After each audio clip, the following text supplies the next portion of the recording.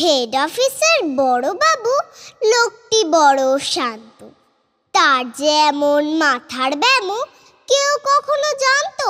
দিব্যি ছিলেন খোশ মেজাজে, চেয়ারখানি চেপে একলা বসে ঝিমঝিমিয়ে হঠাৎ গেলেন খেপে। আতকে উঠে হাত পা ছুঁড়ে চোখটি করে গোল, হঠাৎ বলেন, গেলুম গেলুম আমায় ধরে তোল। তাই শুনে কেউ বদ্যি ডাকে, কেউ বা হাঁকে পুলিশ, কেউ বা বলে কামড়ে দেবে সাবধানেতে তুলিস।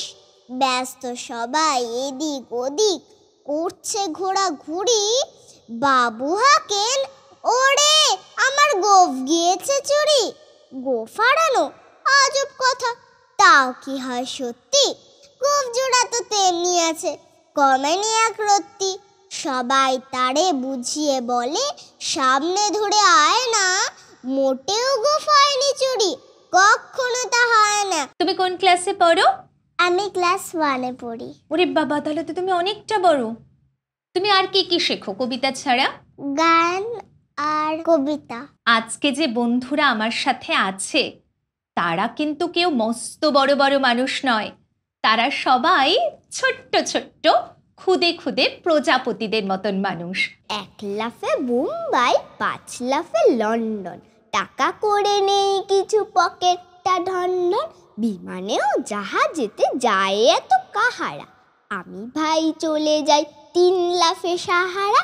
নাম্বিয়া জাম্বিয়া নাইরোবি কঙ্গো, 1.5 লাফ লাগে মোটে ছেড়ে যেতে বঙ্গ। যেদিকেই যেতে চাই নাই কোনো সংখ্যা, যদি চায় পাসপোর্ট দিল বডঙ্কা। জাপান বা আমেরিকা, চীন দেশ, রাশিয়া, যবে খুশি যাওয়া যায় অনায়াসে হাসিয়া। এমন কিছু নয়, কত গেছি হিমালয়, ঘুরে ফিরে চলে আসি স্বর্গ বা জমালয়। কোনো দিকে বাধা নেই, পাহাড় বা জঙ্গল, চাটফাট ঘোরা আছে এমন কি মঙ্গল। আরো বারবার যাব দিনিকো ক্ষান্ত, ভেবো না কো মনে মনে যাই চল জ্যান্ত। ছোট্ট পরীর মতন একটা বন্ধু এসেছে। তোমার নাম মধুশ্রী তো? ঠিক বললাম তোমার নামটা আমি? খুদে খুদে বন্ধুদের সুন্দর সুন্দর আবৃত্তি শুনছি। তোর সব থেকে প্রিয় কবি কে? তুই কার কবিতা পড়তে সব থেকে ভালোবাসিস বল? রবীন্দ্রনাথ ঠাকুর, সুকুমার রায়, তাই তো? আজকে আর কার কবিতা শোনাবি আমাকে? রবীন্দ্রনাথ। দেখেছিস, রবীন্দ্রনাথ ঠাকুরের কবিতা। কি কবিতা শোনাবি? পুতুল ভাঙা। ওরে বাবা, পুতুলের মতন মেয়ে পুতুল ভাঙা কবিতা শোনাবে। 7-8টে 27 আমি বলেছিলেন বলে, গুরুমশাই আমার পরে উঠল রাগে জ্বলে। মাগো তুমি 5 পয়সায় এবার রথের দিনে সেই যে রঙিন পুতুলখানি আপনি দিলে কিনে। খাতার নিচে ছিল ঢাকা, দেখালে এক ছেলে, গুরুমশাই রেগে মেগে ভেঙে দিলেন ফেলে। বললেন তো দিন রাত্রির কেবল যত খেলা, একটুও তোর মন বসে না পড়াশোনার বেলা। মাগো আমি জানাই কাকে, ওর কি গুরু আছে? আমি যদি নালিশ করি এক্ষুনি তার কাছে।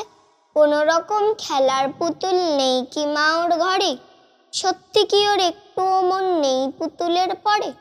সকাল সাজে তাদের নিয়ে করতে গিয়ে খেলা, কোনো পড়াই করেনি কি কোনো রকম হেলা। ওর যদি সেই পুতুল নিয়ে ভাঙেন কেহ রাগে, বল দেখি মা ওর মনে তা কেমন তর লাগে। আমাদের এই ছোট্ট ছোট্ট বন্ধুরা কিন্তু অনেক কিছু জানে, তার জন্যই কথা ও কবিতা নিয়ে এসছে এই কিডস স্পেশাল এপিসোড।